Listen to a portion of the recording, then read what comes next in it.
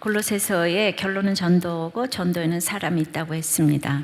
사람에 대해서 관심을 갖게 되면 그 신실한 일꾼이 생기고 동역자가 생깁니다. 바울의 동역자를 소개하는 건 참 가슴이 먹먹하더라고요.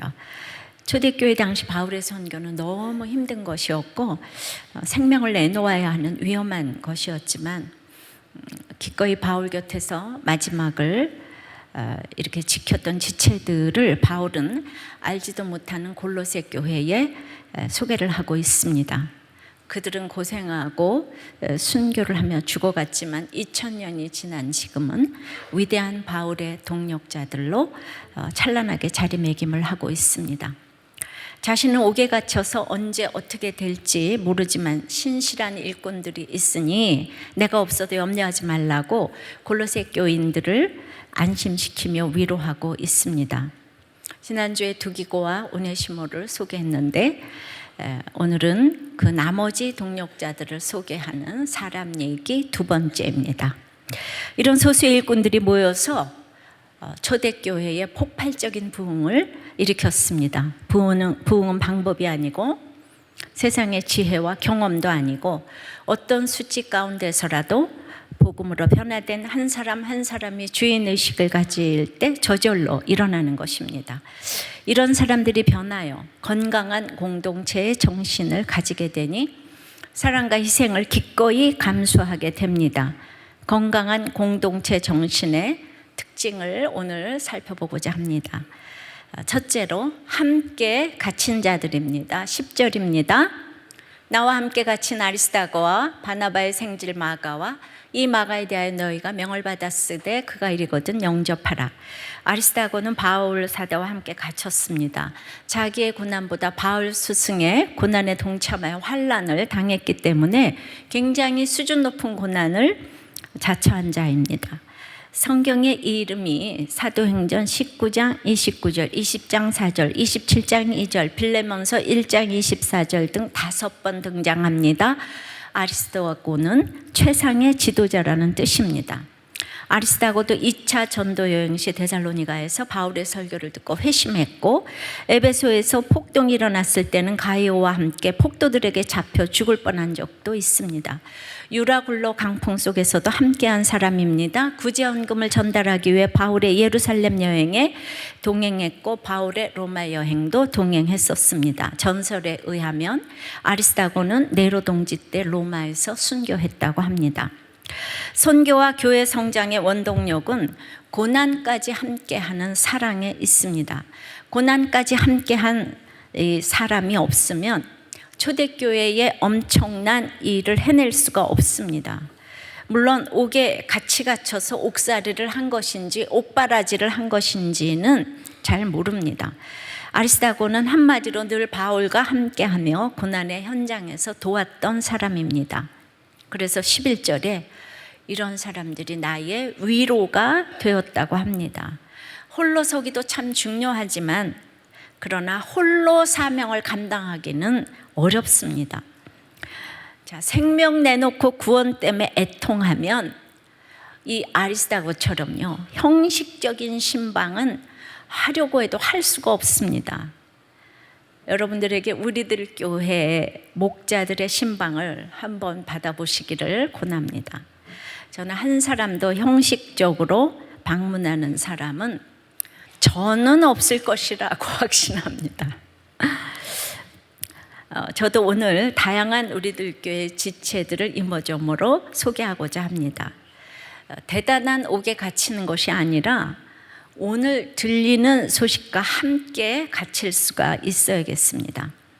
골로새서 큐티할 때의 나눔입니다.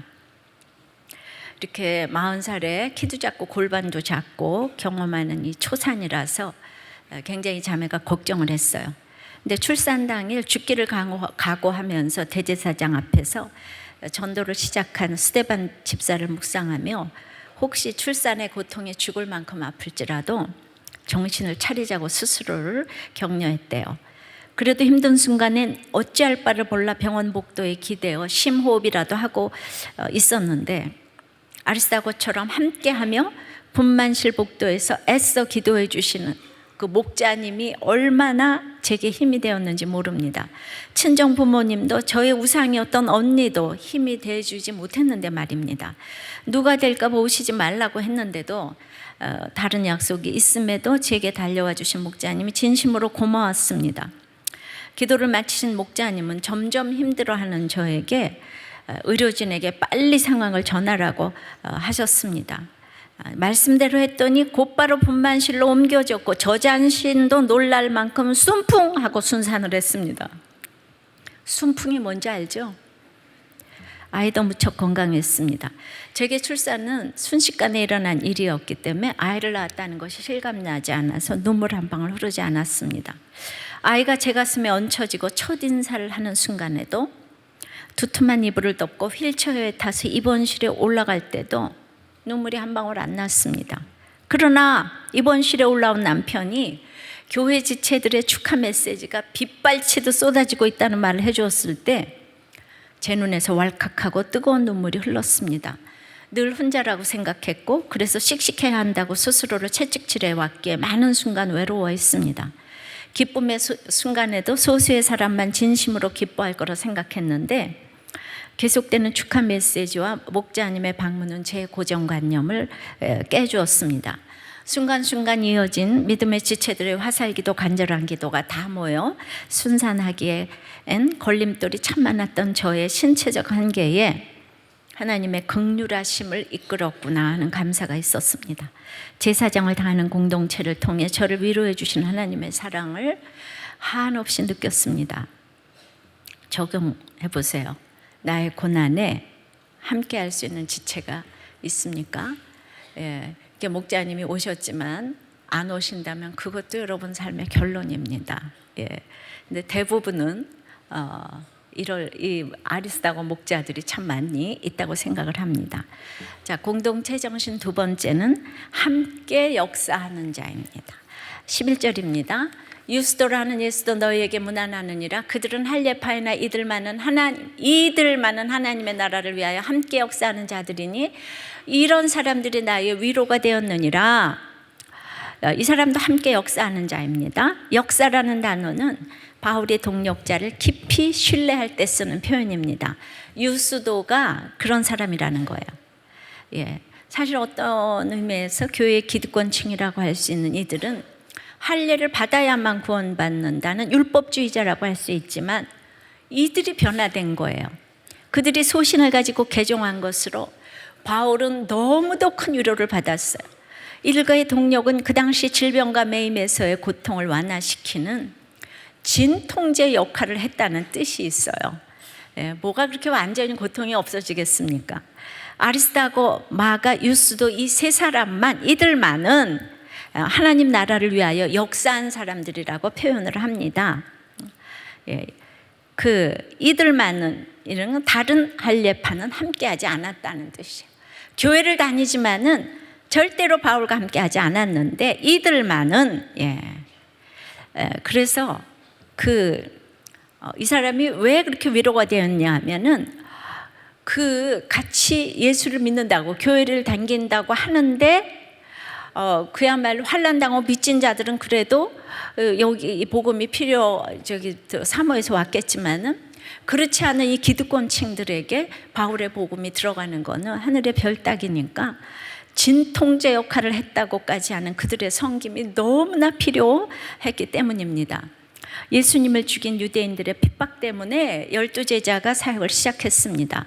바울 복음과 신약을 보면 12사도의 대열에 들어가지 못했던 바울은 예루살렘 교회와 알력이 있다는 것을 알 수 있습니다. 바울 사도가 워낙 대단했지만 그 유스도 같은 역할이 아주 필요했습니다. 지나고 보면 제가 평신도로 사역할 때 이렇게 목사님들과 장로님들의 인정이 필요했어요. 하고 나서 보니까 그렇더라고요. 리더십이란 인정이 필요 없고 혼자서 무엇이든지 잘할 수 있다는 그런 사람을 말하는 것이 아닙니다. 내가 혼자서 복음만 전하면 됐지 라고 생각하는 건 아니라고 봅니다.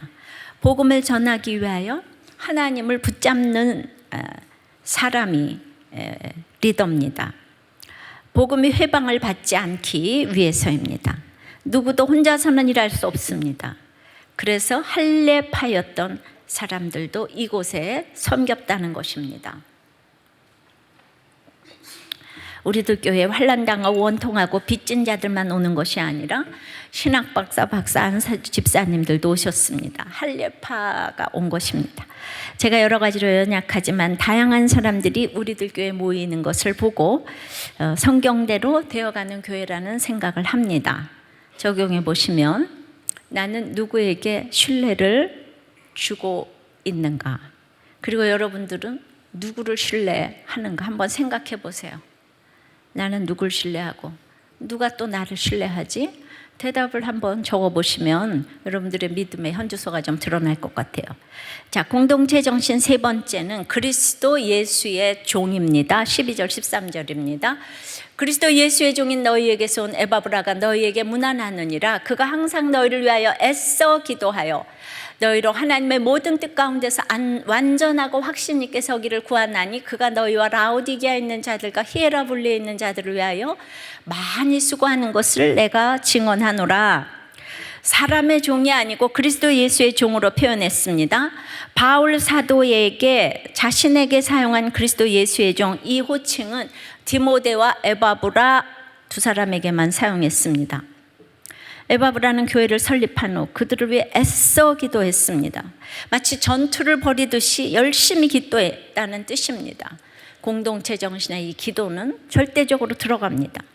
기도 내용은 하나님의 뜻 안에서 완전하고 확신 있게 서기를 기도했습니다. 그 당시 이단과 이런 모든 여러 고난 가운데서도 요동하지 아니하고 성숙해져 가기를 기도한 것입니다. 에바브라는 특정한 사람만 좋아한 것이 아니라 13절처럼 리쿠스 계곡에 있는 골로새, 라오디게아, 히에라볼리의 공동체에도 수고를 아끼지 않았습니다. 에바브라는 바울이 가보지 않았던 곳까지 정말 많이 수고하면서 동력자로 섬겼습니다. 여러분, 골로새 교회를 누가 세웠다 그랬죠? 골로새 교회를 누가 세웠다 그랬죠? 어떻게 금세 얘기했는데 그렇게 모를 수가 있어요. 그리고 1장부터 계속 얘기를 했는데 여러분은 지난주 설교를 다시 알아듣겠어요? 다시 해도 완전히 처음 듣는 것처럼 들으시겠네요. 골로새 교회를 에바브라가 세웠습니다. 이제 생각이 납니까? 이제 생각나요? 바울이 세우지도 않았습니다. 에바브라로 인해 지경이 넓어졌습니다. 우리들 교회에서도 이런 자발적인 그리스도 예수의 종이 나와서 지경이 넓혀지시기를 축원합니다. 이것은 교회 성장과는 다른 관점입니다. 13절은 바울이 이 사실을 알려주고 칭찬합니다. 믿음이 좋다고 아무도 인정해주지 않으면 기운이 빠집니다. 섭섭합니다. 사람이라서 그렇습니다. 끊임없이 기도하고 가르치고 칭찬해주고 권고하는 거, 이런 점들을 또 본받아야 합니다. 그러나 정확하게 칭찬해주고 격려해주는 것이 필요합니다. 에바브라는 무난하고 애써 기도하고 많이 수고하는 종이었어요. 이 서두의 산모는 자기 목자님이 또 에바브라 같다고 표현했어요. 에바브라 같이 무난하고 와서 애써서 기도해주고 많이 수고해주는, 이렇게 표현받는 목자들이 되시기를 바랍니다. 에바브라 같은 목장과 한번 물어보세요. 나눔에서 목장 나눔에서 한번 물어보세요. 자, 네 번째는 어떤 사람도 용납하는 공동체입니다. 10절 14절입니다. 바나바의 생질 마가와 이 마가에 대하여 너희가 명을 받았을 때 그가 이르거든 영접하라. 사랑을 받는 의사 누가와 또 데마가 너희에게 문안하느니라. 자, 여기에는 세 종류의 사람, 마가, 누가, 데마가 나옵니다. 이 세 사람의 종류는 다 다릅니다. 첫째, 마가는 실패했지만 돌아온 사람이에요. 실패했지만 돌아온 사람이에요. 마가는 10절에 바울과 바나바 분쟁의 원인이 되는 사람이었어요. 도망자입니다. 실패자입니다. 일시적으로 실패했지만 다시 변화된 모습으로 돌아와 주님의 유익한 일꾼이 되었습니다. 디모데후서 4장 11절을 보면 디모데에게 네가 올 때 마가를 데리고 오라. 저가 나의 일에 유익하리라고 한 것처럼 이 마가가 변했다는 것을 알 수 있습니다. 저 같으면 사역을 방해한 마가를 두 번 다시 보고 싶지 않겠지만 건강한 공동체 정신은 이런 사람들을 용서하고 받아들입니다. 또한 혹시나 있을 선입견 때문에 마가를 영접하라고 합니다. 지도자의 애정이 돋보이는 부분입니다. 우리들 교회도 나간 사역자를 다시 받아들인 경우가 있습니다. 몸무게가 많이 나가는 어떤 목사가 있습니다. 근데 선교단체의 대표가 됐다 그러면서 수요 예배를 도저히 드릴 수가 없다고, 이 대표가 되다 보니까 이렇게 그럴듯한 얘기를 하니까 제가 당연히 그럼 대표가 됐으니까 어떻게 하겠어요. 수요 예배를 못 나오지요. 그런데 나가자마자 대표에서 떨어졌어요. 대표가 못 됐어요. 그래가지고 이제 할 수 없이 주일 사역을 하는 다른 교회로 갔는데 이곳에서 솔직한 나눔을 맛본 이 목사는 나눔을 못하는 공동체에서 죽을 것 같아서 여기 있을 때는 그렇게 사모를 안 하더니 도리어 나간 후에 매주일 설교를 듣고 눈물을 흘리고 그러면서 한 6개월 지났더니 다시 와도 되냐고 편지가 띡 하고 왔어요.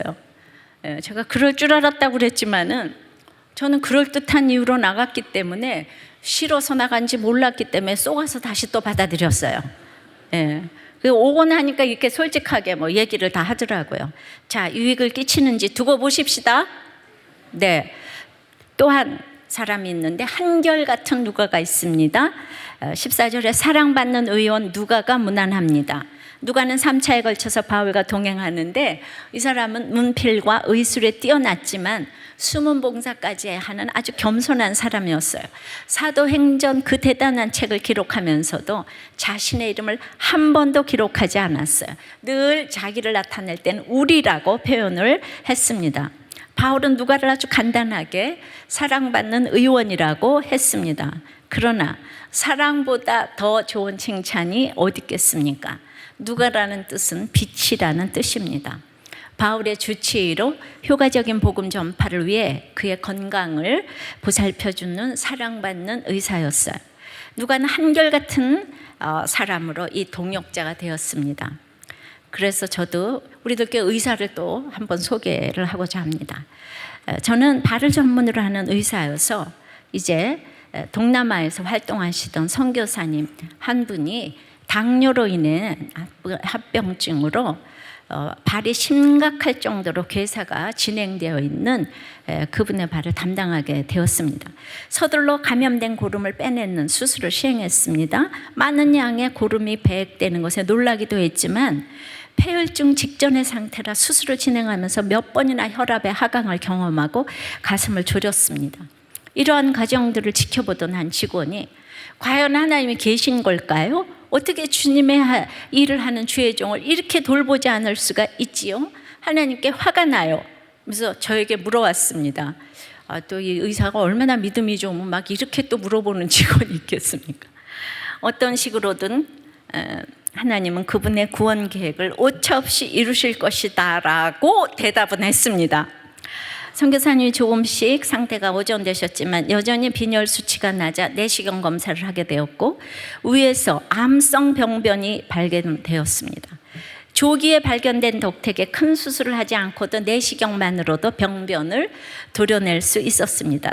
당뇨로 인한 합병증으로 병원에 오셨지만 정작 치명적인 암이 조기에 발견되어 생명을 보존할 수 있었던 것입니다. 하나님께서는 이렇게 주의 종을 사랑하시고 택하신 성도를 기필코 구원해 주신다는 것을 확인할 수 있었습니다. 제게 질문하였던 직원을 찾아가서 이런 과정을 다시 다 알려주고 하나님의 보호하심이 지금은 우리 눈에 안 보일 수 있어도 하나님은 끝까지 우리를 사랑하심을 의심해서는 안 된다고 말씀을 확신 있게 전할 수 있었습니다. 여러분들 우리 곳곳에 의사가 이런 분들이 계시면 좋지 않을까요? 이렇게 막 병에 대해서 과정도 설명해주고 하나님의 오차없는 계획이라고 또 얘기를 해주고 직원에게까지 가서 설명을 해주고 저는 이분이 이렇게 계속 한결같기를 기도합니다. 의사들이 교만하잖아요 좀. 그래서 제가 그냥 이렇게 하라고 이렇게 올려드리는 거죠. 좀 이렇게 한결같으시라고. 자, 마지막 세 번째 사람은 세상으로 간 데마가 있습니다. 데마는 이때까지만 해도 바울의 동역자였는데 오직 대마에게만 아무런 수식어가 없어요. 무슨 사랑받는 형제, 신실한 일꾼 뭐 이런 게 하나도 없어요. 다른 복음에도 그래요. 그때부터 약간 수상했던 것 같습니다. 동역자로 유다처럼 있긴 있었는데 마지막에 제 길로 떠납니다. 죄에 대한 정의는 제 길로 가는 사람이 죄인 거예요. 이 사람은 디모데후서 4장 10절에 세상을 사랑하여서 나를 버리고 데살로니가로 갔고라는 구절이었어요. 베바는 딴 게 아니고 세상을 사랑하는 거예요. 예, 세상을 사랑하여서 갔대요. 잘 가는 것 같았지만 변한 사람입니다. 바울과 같이 있어도 변하지 않는 데마 같은 사람이 있고 예수님과 같이 있어도 변하지 않는 유다 같은 사람이 있습니다. 그러나 지경이 넓어지려면 데마 같은 성도에게 배반의 아픔도 겪어야 합니다. 건강한 교회에 데마 같은 사람이 있으면 있어야 할 일로 여기시기를 바랍니다.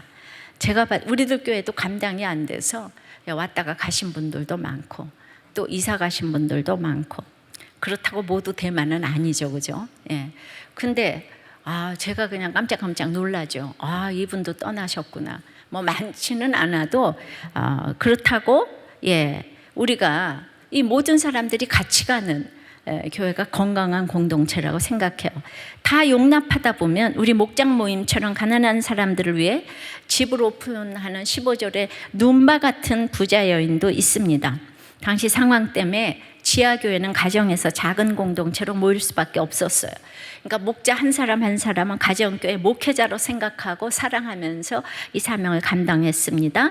더 나아가서 바울 같은 목회자 한 사람이 이렇게 엄청난 영향을 미쳤는데 목회자 한 사람이 변하는 것이 얼마나 개혁의 디딤돌이 될까를 생각해 보았습니다. 여리고 기생 라합이 200만의 백성이 가나안으로 가는 길목을 열었듯이 교회 개척대의 꿈을 이루어 주시기를 기도해요. 그러니까 10월 19일부터 20일까지 열리는 이 목회자 세미나에 정말 개혁을 원하시고 큐티 목회와 가정중수와 말씀 그 묵상에 이 목회를 원하시는 목사님들이 정말 열린 마음을 가지고 참석해 주시기를 바랍니다. 제가 처음에 제자훈련을 해보니까 일주일 분량에 큐티도 다 하시고 책도 다 읽으시고 뜨거움도 있고 눈물도 있고 영혼을 사랑하는 분들이라서 그 1년을 제가 제자훈련을 남녀반을 했는데 진짜 아무도 결석을 안 하셨어요. 중국에 가서 출장을 해도 비행기 타고 왔고 일본에 가서 출장을 가도 비행기 타고 거기에 그 결석을 하신 분들이 없어요. 교회 건물도 없고 여자 목사인데다가 냉난방도 제대로 안 되는 그 교회를 처음에 그렇게 오셨을 때 환난당하고 원통해서 정말 사모해서 오신 분들이라고 생각을 합니다. 전 우리들 교회에 오네시모처럼 한이 많고 무식한 사람, 그래서 예수 믿고 나서도 하루아침에 성품이 변하지 않는 강하고 나서기 좋아하는 사람, 마가처럼 트러블 메이커가 되어 도망가고 실패하고 또 예의가 없는 사람, 이재왕 같은 왕족도 있고 겸손한 두기고도 있고 사랑받는 의사 누가도 있고 부지런해서 발로 뛰는 것 같았는데 세상으로 가는 자, 또 배반자, 대마와 같은 각종 사람들이 모여 있다고 생각을 합니다. 건강한 교회는 이 모든 사람들을 용납합니다. 인생은 100% 죄인입니다. 양상은 달라도 모두 죄인입니다. 문제가 드러나서 같이 모여서 씨름하는 것이 건강한 교회라고 생각을 합니다. 가족도 날마다 싸워도 만나야지 건강하지. 싸운다고 한 번도 안 만나면 점점 멀리 갑니다. 적용해 보십시오. 나는 어떤 사람인가? 실패했으나 돌아온 사람인가? 한결같은 사람인가? 완전히 세상을 따라 가는 사람인가? 지금은 있는 것 같아도 장차 나는 세상을 따라서 갈 사람인가?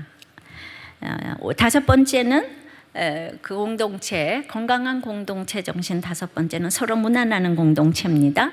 11절, 12절, 14절, 15절, 18절에 무난한다는 얘기가 계속 나옵니다. 유스도부터 에바브라 누가 데마가 무난한다고 했습니다.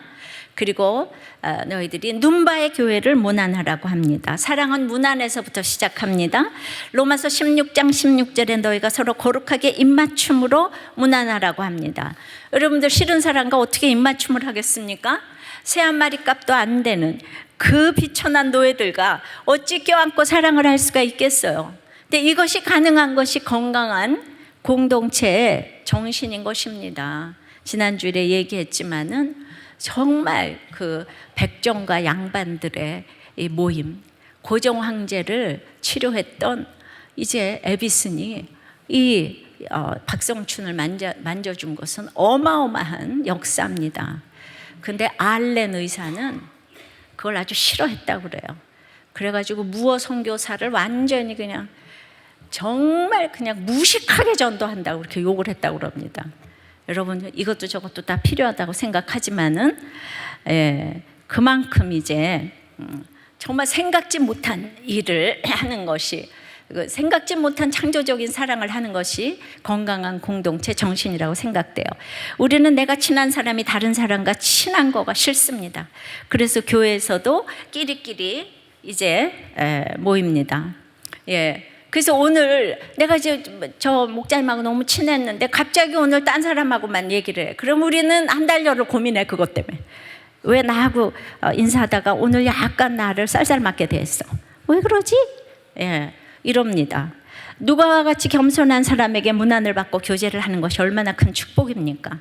이렇게 대단한 기술을 가지고서도 참으로 겸손한 누가와 골로새 교인들이 교제한다면 골로새 교인들이 얼마나 기쁘겠냐는 말입니다. 예수님도 베드로가 있고 베드로, 야고보, 요한 3명의 그룹이 있고 12명 그룹이 있고 70명 그룹이 있고 500명 그룹이 있으셨어요. 그래서 그 문안하는 자기의 사역자들을 골로새 교회에 다 전해서 자기가 없어도 함께 교제하라고 지금 소개를 하고 있는 거예요. 요즘에 저 역시 우리들 교회에 우리 성도들을 어디에 문안시키고 다 소개를 시킬까 고민했지만은 우리들 교회의 홈피와 큐티 홈페이지를 통해서 소개할 길이 열렸어요. 목장 나눔을 통해서 끊임없이 소개를 하는 거예요. 전 세계가 우리들 교회 성도들에게 문안을 합니다. 또 큐티를 통하여 서로 문안을 합니다. 세계 곳곳에서 문안을 합니다. 그렇다고 이번에 무리를 일으킨 목자님 부부가 우리들 교회 11년 차 목자였기에 믿어도 너무 믿었다는 선교사님의 편지를 받았습니다. 제가 이렇게 소개를 하고 문안을 해도 여러분들 상식을 넘어서고 질서를 넘어서는 일을 하면 여러분들은 조심하셔야 합니다. 어쨌든 수없이 여러분들에게 성도 여러분들을 소개하고 있습니다. 그러나 이 바울 옆에서도 예수님 옆에서도 또 이제 그러지 못한 일도 있는데 그런 것들을 우리는 또 가차없이 이렇게 얘기를 합니다. 그래서 목자들을 제가 사랑하고 소개하는 것처럼 또 사랑하니까 목자를 내려놓게 하고 7일을 했습니다. 저는 이것도 성경대로 되어가는 것이라고 생각합니다. 어떻게 그렇게 성도 하나 뺏길까 봐 어떻게 7일을 하겠습니까? 그러나 정말 사랑이라고 생각을 해주시기를 바랍니다. 누군가는 우리들 교회가 수평이동이 아닌지 궁금해합니다. 작년에 우리들 교회는 500명의 성도가 세례를 받았습니다. 불신자와 그리스도 밖에 있는 자들을 인도하는 사명이 우리들 교회에 있습니다. 인터넷을 통해 전 세계에 펼쳐서 말세 골로새 교회와 같은 바울이 원하는 교회가 되는 것입니다. 그리스도 복음의 본질에 합당한 교회를 보여야 하는 것입니다. 그냥 많은 교회들 중에 하나를 첨가한 것이 아니라 우리들 교회를 통해 얼마나 많은 일들을 행하시고 있는지 모릅니다. 우리는 속삭이고 있지만 하나님은 나팔을 불어주고 계십니다. 우리들 목장 모임에서 하나님은 나팔을 불어주십니다. 그래서 저절로 지경이 넓어지고 있습니다. 그래서 우리가 너무 잘난 척 할까 봐 이런 사건도 생겼다고 생각합니다. 그래서 우리는 사람이니까요. 적용해 보세요. 여러분들은 누구를 그렇게 소개하고 싶습니까? 자, 골로새서 이제 공동체 정신의 마지막은 골로새서의 마지막 결론이기도 한 이 건강한 공동체는 사명 공동체로 나가게 되는 거죠. 그러니까 골로새서의 결론은 사명인 거예요. 16절서부터 18절까지입니다. 이 편지를 너희에게서 읽은 후에 라오디게아인의 교회에서도 읽게 하고 또 라오디게아로부터 오는 편지를 너희도 읽으라. 아키포에게 이르기를 주 안에서 받은 직분을 삼가 이루라고 하라. 나 바울은 친필로 문안하노니 내가 매인 것을 생각하라. 내가 매인 것을 생각하라. 내가 매인 것을 생각하라. 내가 매인 것을 생각하라. 은혜가 너에게 있을지어다. 여러분들 마지막 결론은 바울의 매인 것을 생각하는 거예요. 여러분들은 고난이 수치가 아닌 거예요. 서로 말씀을 놓고 기도하라는 거예요. 그 말씀을 놓고 기도할 때에 그냥 와도 해결되는 놀라운 역사가 일어납니다. 그래서 17절에 아키포에게 직분을 삼가 이루라고 합니다. 아키포는 오네시모의 주인 빌레몬의 아들입니다. 이 아키포는 나와 같이 군사된 자라고 부릅니다. 그래서 이 사람을 그 빌레몬의 아들을 에바브라의 후계자로 지목을 했다고 합니다. 하나님이 나와 같이 군사된 자를 통해 우리들 교회 정신이 이어져 나갈 줄 믿습니다. 분명히 어디서건 말씀을 듣는 우리 가운데서 아키포가 준비되리라고 생각합니다. 우리들 교회는 하나님의 교회이기 때문입니다. 환난 당하는 자를 말씀으로 돕는 교회이기 때문입니다.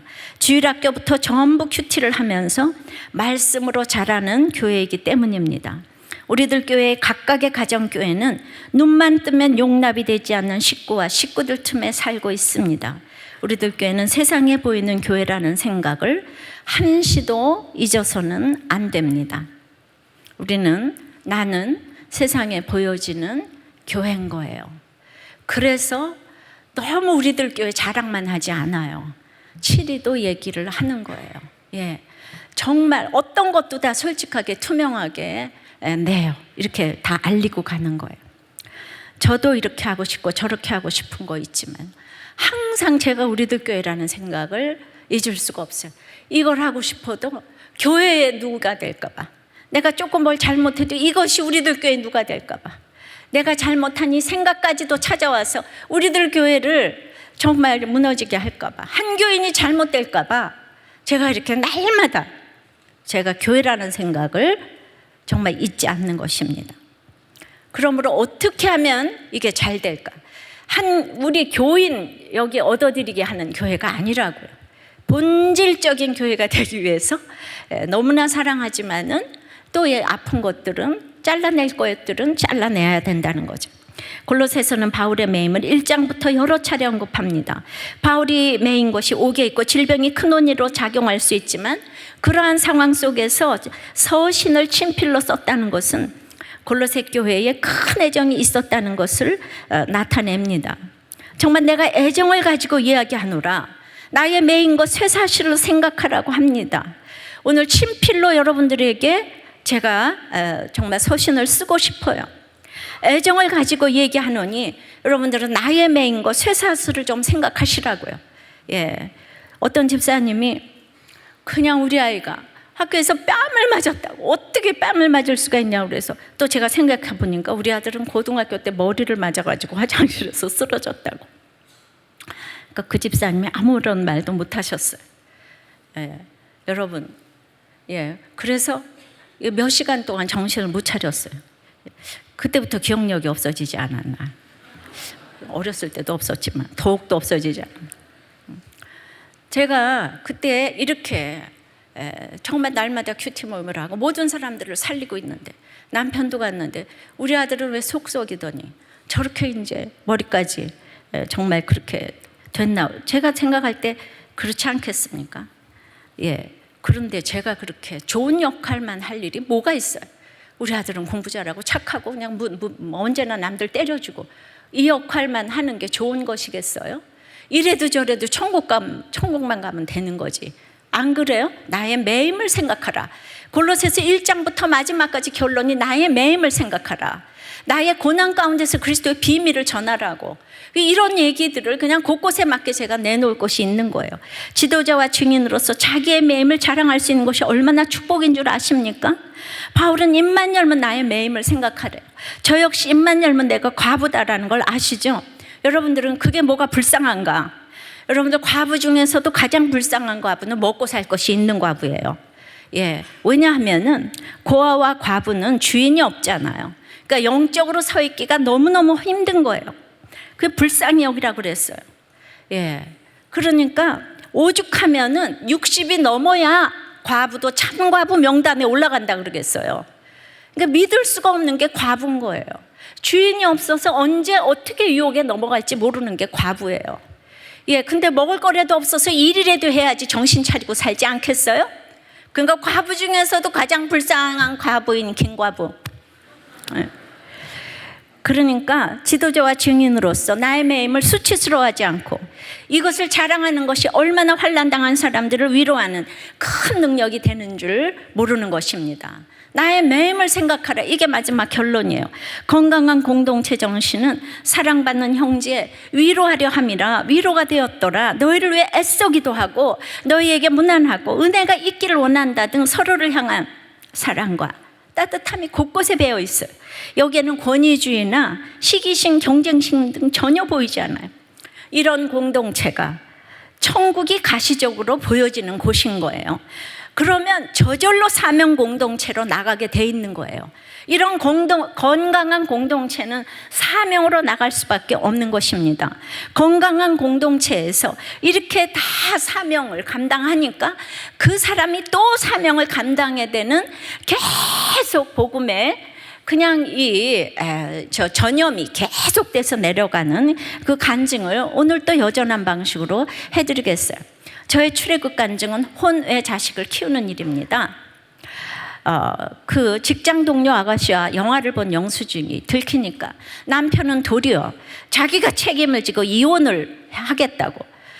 그래서 그 다음서부터 남편을 뒷조사하고 렌트 매행하고 흥신소 녹음하고 이건 기본이고 직장 상사에게 가서 고발을 하고, 그리고 저의 방법으로 이것저것 하다 보니까 남편은 내 언니에게 더욱더욱 달려갔습니다. 기도를 하면 할수록 더욱 반대로 응답되어서 그래도 임신은 안 하겠죠 했더니 딱 아기를 낳았습니다. 이젠 이혼을 해야 되겠다는 생각으로 결심이 앞설 때쯤 인터넷으로 제 설교를 듣는데 거기에 이혼하지 마세요, 가정은 지킬 만한 가치가 있어요. 그래서 여기를 왔어요. 그랬더니 막 그냥 교회에다가 전화를 상당 콘에 글을 하나 올렸더니 전도사님이 전화하고 집사님이 목장을 소개하고, 그래서 따다다다 첫 목장 예배를 갔습니다. 병원장 사모님이 남편의 바람 사건을 일상의 한 부분으로 말씀하셔서 놀랐는데, 어떤 집사님은 재혼이신데 새아빠가 아이를 성추행하는 사건을 오픈해서 너무 놀랐고, 더 놀란 건 긴 예배 시간이었습니다. 그리고 그 다음에 우리도 교회 등록한 처음 날 말씀 중에 하필이면 남편이 바람피워 애를 낳으면 키우세요, 이런 말씀이 그날 처음 왔는데 그냥 그 말씀에서 답답했고 싫었습니다. 목장에서는 그렇게 하면 된다고 해서 울었습니다. 근데 놀랍게도 한 달 뒤에 그 여자가 아이를 못 키우겠다고 남편이 5개월 된 딸아이를 데리고 집으로 왔습니다. 들은 말씀이 있어서 정말 아기가 울고 오줌을 수시로 싸고 똥을 싸도 예뻐서 키웠습니다. 근데 목장에서 또 뭐라 그랬냐면 상대 여자가 순순히 아기를 내주지 않을 텐데 그렇게 얘기를 들었는데 자기가 보내놓고는 제가 아기를 유괴했다고 법적으로 뭘 신청을 한 거예요. 그러니까 변호사, 법무사, 사무장님이 모두 저보고 이혼을 해야 된다고. 그래서 자기는 복음 팔찌 끼고 다니면서 가정을 지키면서 이거를 진행해 달라고. 모두들 저보고 왜 그렇게 사냐고, 아기를 왜 키우냐고. 그럴 때마다 십자가에 매달리는 것이 아파서 그냥 내려오고 싶었지만 목장에서 위로와 격려를 받았습니다. 그러나 계속되어진 정말 그 여자와 날마다 남편이 수십 통의 문자를 주고받고 2차례나 부엌칼을 들고 이혼하자고 위협하고 욕설을 퍼부었습니다. 그게 너무나 생색이 났고, 목사님의 샴푸 사건, 복숭아 사건 들었지만 그래도 자기한테까지 적용이 안 나니 생색이 났고 너무 지쳤는데 드디어 저의 죄가 보이기 시작했습니다. 낙태가 죄인 줄도 모르고 기분대로 욕하고 화내고 분노하고 제멋대로 행하고 옳고 그름을 따진 나의 죄를 보면서 나는 남편을 긍휼히 여겨달라고 기도하게 되었습니다. 빚으로 마련한 변호사 비용을 변호사에게 이 간증을 하니까 그 금액을 다 돌려주셨고, 판사님이 신문을 하던 날 남편과 저는 나란히 앉아서 질문과 응답을 하는데, 그 판사님이 아니 아무개 씨는 왜 이 안 해도 되는 일을 하나요? 그래서 순간 판사 앞에서 남편의 만행을 말하고 싶었지만은 이 들은 말씀, 목장에서 이 들은 말씀, 이거 대단한 거예요. 자격 없는 제가 무슨 입양을 할 수 있겠습니까? 하나님을 믿고 고개를 들어보니 남편의 아이여서 제가 받아들일 수 있었고, 큰아이와 작은아이에게 엄마의 역할로 가정의 울타리를 만들어주는 역할을 하기 위해서요. 그러자 내연녀 인감도장을 꼭 받아와야 한다고 했더니 공문을 취소해주고 바로 망치로 땅땅땅 사건 종결을 해주셨습니다. 이분 간증하니까 변호사 비용도 안 들었고 그냥 완전 맨입으로 승소했어요. 맨입으로. 그럼 여러분들은 아니 왜 자기 애도 아니면서 키우려고 하는가? 예, 그거는 그 여자가 보냈잖아요, 그죠? 키워달라고 먼저 보냈잖아요. 그리고 이거는 이제 가정을 지키는 거죠. 오늘은 가까운 부인과 병원에 가서 아이하고 같이 진료를 받았는데 그냥 이렇게 솔직히 남편이 바람 피워서 애를 낳아서 와서 제가 기르고 있어요 했더니 너무 잘하시고 계신다고, 이혼은 절대로 하시면 안 된다고 그러더니 갑자기 애기 과자 사주라면서 5만 원을 주셨대요. 진료비는 2,800원인데. 그래서 저 역시 목사님 책을 선물했는데 저보고 천사라고 하시는데 의사 선생님도 아마 바람을 피우셨나 하는 생각이 들었습니다. 남편이 비록 바람 피우고 애 낳고 2년 백수의 알코올 중독에 존경할 만한 구석이 하나도 없지만 목자님이 찾아주신 내 남편의 남은 것 한 가지는 부성애가 있다고, 그리고 집에서 목장 예배 드리게 해주고 사춘기 딸아이가 교회 가기 싫다고 울 때 교회 가라고 말해주는 거, 그거가 너무너무 남편의 그 좋은 점이라고, 그거 남은 거라고 너무 고마웠습니다. 요즘엔 2, 3주에 한 번씩 교회는 옵니다. 하지만 예배당엔 안 들어오고 카페에 있습니다. 지금 계시면 꼭 들어오시기를 바라요. 지난날 남편을 무시하고 내 죄가 더 크기에 이 사건의 오르심을 100% 인정합니다. 아기 첫 생일날 목사님께서 아유 내 새끼 이쁘지라고 말씀해 주실 때 눈물이 절로 났습니다. 아까도 얘기했지만 아이 엄마 아빠가 사는 게 정상이겠지만은 그럼 어디서 아이를 낳고 오면은 아이 못 낳는 배우자는 전부 다 이혼을 해야 되겠습니까? 그거는 아니죠. 이건 불륜이잖아요, 그죠? 예. 그리고 본인이 보냈잖아요. 못 키우겠다고. 그래서 남편이 아이를 데려왔기에 키우기 시작한 것인데, 그리고 가정을 지키려고 갔고, 예. 지금 건강한 공동체인 우리들 교회 전도사님, 목자님, 목장 식구들이 모두 도와서 주님을 소개하고 믿게 하고 가정을 지키게 했습니다. 이 세상에 환영받지 못한 출생이 될 뻔했던 주연이는 우리 모두의 귀염둥이고 업교를 하면서 사랑을 독차지하고 있습니다. 건강한 교회에서 사명을 감당해서 이분이 살아나고 가정을 지키게 하니까 이분이 또 사명을 감당해서 오픈함으로 같은 환경에 있는 힘든 사람들에게 또 사명으로 나가게 되는, 이 사명이 계속 이어져가는 바로 이 사명 공동체가 되는 것이 아닐까 싶습니다. 한날에 이 목장의 그 나눔을 잠깐 소개를 해드리고 싶어요. 그냥 시댁에 갔더니 네가 요즘 약을 먹더니 얼굴이 이상하게 됐다는 말을 시어머니부터 들었는데, 약 때문이 아니라 남편의 외도 때문에 너무나 억울했다고. 그 남편의 외도로 인해 브라운 우울 불면증이 있는데 남편의 도움이 없는 관계로 이게 오래 지속되어서 이게 너무 억울해가지고 내가 남편 때문에 지금 얼굴이 이상해졌다고 남편 때문이라는 진단서를 3장 떼가지고 우리 집 냉장고 시댁 신혼애로 다 보냈대요. 내가 남편의 외도에 대해 내연녀 아이를 아프게 하는 것 외에는 다 해봤다고 이러면서 길게 나눴어요. 그랬더니 목자님이 이렇게 처방을 합니다. 남편의 바람핀 죄보다 하나님 대신 다 해보겠다는 죄와 악이 더 크다는 것을 아셔야 돼요. 그것이 바로 하나님이 없다는 교만죄입니다.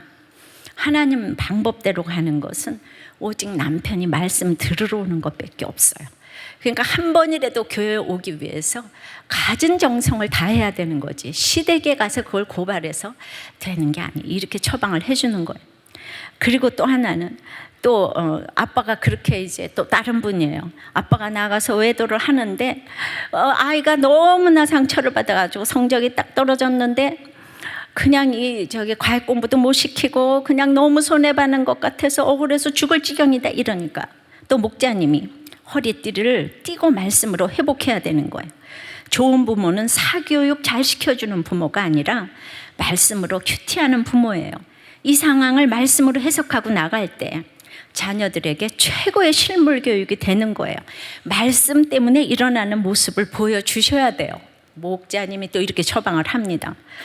그러니까 이제 또 어떤 분은 나는 남편 때문에 10년을 지금 참았는데 쉬워서도 아니고 잘 참아줘서도 아니고 그냥 자살할 수 없어서 딸이 불쌍해서 죽을 수가 없었다고 그냥 이러면서 또 쫙 그냥 그러면서 내가 얼마나 10년 동안 참았는지 모른다 그러니까 또 목자님이 이럽니다. 집사님은 10년을 참고 버틴 게 아니라 10년 동안 서서히 죽어가고 있었네요. 미지근한 물에 개구리를 넣고 서서히 끓여도 죽는 줄 모르고 죽어가는 개구리처럼 죽어가고 있어요. 목사님이 힘든 환경을 잘 견뎌서 사람 살리는 사명을 찾은 것처럼 지금의 때를 잘 견뎌서 사명을 찾으셔야 돼요. 남편에게 당한 것이 수치스럽고 분해도 하나님이 허락하신 수치예요. 말씀으로 해석받고 살아나서 다른 사람 살리는 역할을 해야 합니다. 세상에서 보면 우리 너무 힘없고 바보 같지만 하나님이 이미 다 알고 계세요. 여러분, 그러니까 우리들 교회에 신실한 일꾼들, 건강한 공동체 이론들이 다 있지 않습니까? 오늘 그냥 일개 목자부터 모두가 이렇게 들고 일어나서 사명을 감당하니까 아프리카 선교만 사명이 아니라 내 옆에 부부가 지금 죽어가고 부모 자식 간에 죽어가고 오늘도 여러분들이 이제 친척들 만날 생각하면 가슴이 답답하잖아요. 그죠? 나는 왜 이렇게 아무것도 없어가지고 없으니까 매임에서 이제 바울을 생각하라. 매임이 얼마나 중요한 약재료인 줄 아세요? 가서 말씀으로 당당하게 잘난 척을 하시면서 복음을 전하는 이번 정말 명절이 되어서 수요일날 전리품을 가지고 이 수요예배에 오시기를 바랍니다. 말씀을 맺겠습니다. 건강한 교회가 되기 위해서는 함께 갇힐 아리스타고가 있어야 된다고 그랬어요. 함께 역사할 신뢰받는 유스도가 있어야 된다고 합니다. 이제 예수 그리스도의 종이 돼야 한다고 그랬어요. 사람의 종이 아니고 예수 그리스도의 종이 돼야 됩니다. 그리고 서로 문안을 해야 된다고 그랬어요. 서로 내가 정말 예수 잘 믿는 사람 소개하고 싶은, 그래서 이 집에 가서 저를 잘 소개를 하시는 것만 해도 전도가 되는 거예요. 그러면은 이번 명절에 전부 사명을 감당하게 되실 줄을 믿습니다. 하나님은 여러분들을 기대하십니다. 찬양하고 기도합니다. 말씀 마음에 새기며 주 안에 우린 하나, 함께 찬양드리겠습니다. 주 안에 우린 하나, 모습은 달라도 예수님 한 분만 바라네. 사랑과 선행으로 서로를 격려해 따스함으로 보듬어가니. 주님 우리 안에 함께 하시니 형제자매의 기쁨과 슬픔 느끼네. 내 안에 있는 주님 모습 보네. 그분 기뻐하시네.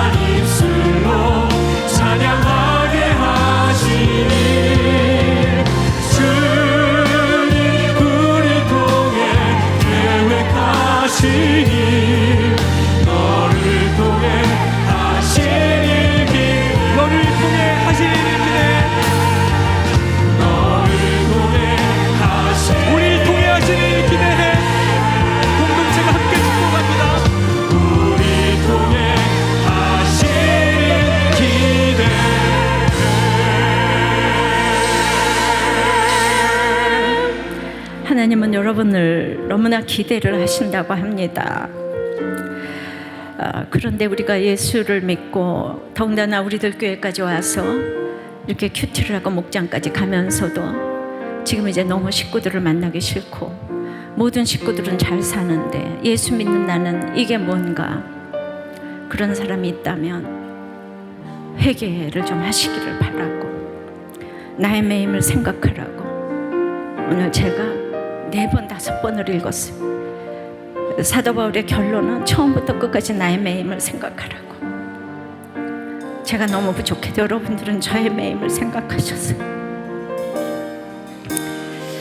우리들의 모든 어려움이 상처와 별이 되어서 예수 믿는 엄청난, 함부로 살아서는 안 되는, 모두가 다 잘되고 잘 사시고 여러분들만 힘드시다면 그 가운데서 예수 그리스도의 비밀을 전하는 제가 되게 해달라고. 그리고 역시 인정받지 못해도 그 할례파가 아무도 인정하지 않았다고 했으니까 그럼에도 있을 일로 여기고 그렇게 잘 여러분들에게 그 얼굴의 구원의 표정을 가지고 그 기쁨을 보여주고 조롱받고 수치받을 때 더욱더 기쁜 그 표정을 가지고 승리하는 이번 모든 식구들과의 만남이 되게 해달라고. 이게 바로 승리의 승전고를 울리고 오는 것인 줄을 알고 이제 정말 내가 승리하겠습니다. 나의 매임을 잘 전하겠습니다. 기쁨으로 잘 전하겠습니다. 다 같이 기도하겠습니다. 건강한 공동체의 정신에 대해서 오늘 우리가 함께 갇히며 함께 역사하며 예수 그리스도의 종이 되며 서로 무난하고 사명 공동체로 나가는 것이라고 했습니다. 주님, 혼외 자식을 키우는 이 엄마는 제가 걱정이 하나도 안 됩니다. 여기에 등장하는 모든 사람들은 도리어 이 고난 가운데 이 말씀이 쏙쏙 들어오기 때문에 걱정이 안 됩니다. 그런데 저는 이제 이런 편지를 받았습니다. 교회를 다니고 다 목장에 나오고 다 해도 기쁨이 없고 식구들을 만나서 무슨 변화가 있을 것입니다. 주님, 그러면 11년 차 된 목자님 부부도 지금 이런 아픈 일이 생겼고, 그런데 제가 정죄하는 것이 아니라 그렇게 들어도 안 되는 것을 제가 어떻게 하면 좋겠습니까?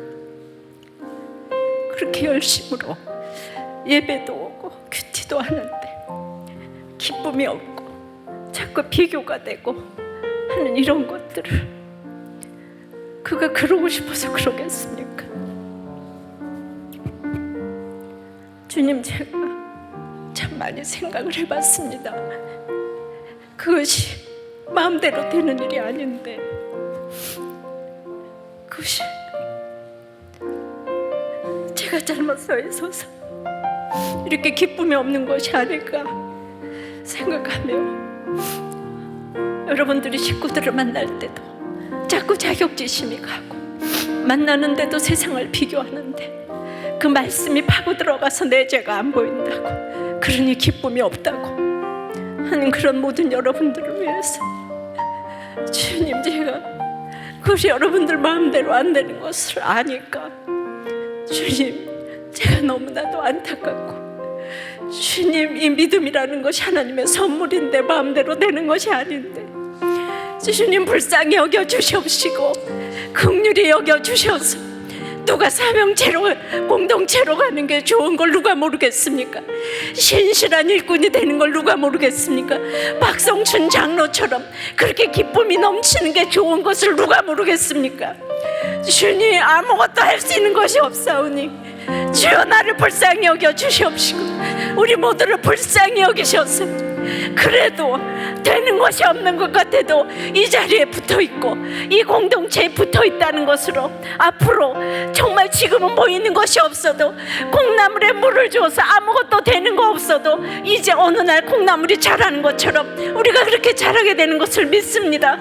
주님, 눈앞에서 당장 열매를 보려고 하는 저를 용서해 주시고 더욱더 기다리게 도와주십시오. 주님, 제가 더욱더 깨어있을 수 있도록 역사하여 주시옵시고 우리가 안 들리면 안 들리는 것만큼 주님 더욱더 사랑으로 아버지 하나님 하나가 돼서 갈 수 있는 우리 신실한 일꾼들의 건강한 공동체가 되어서 사명을 감당한 우리가 될 수 있도록 주님 역사하여 주시옵소서. 이런 마음을 가지고 이제 우리 식구들을 만나기를 원합니다. 주눅들지 말고 안 들어도 구원의 표정을 가지고 승리하고 올 수 있도록, 전리품을 가지고 올 수 있도록 역사하여 주시옵소서. 주님 함께 해주시옵소서. 도와주시옵소서. 불쌍히 여겨 주시옵소서. 예수님 이름으로 기도하옵나이다. 아멘.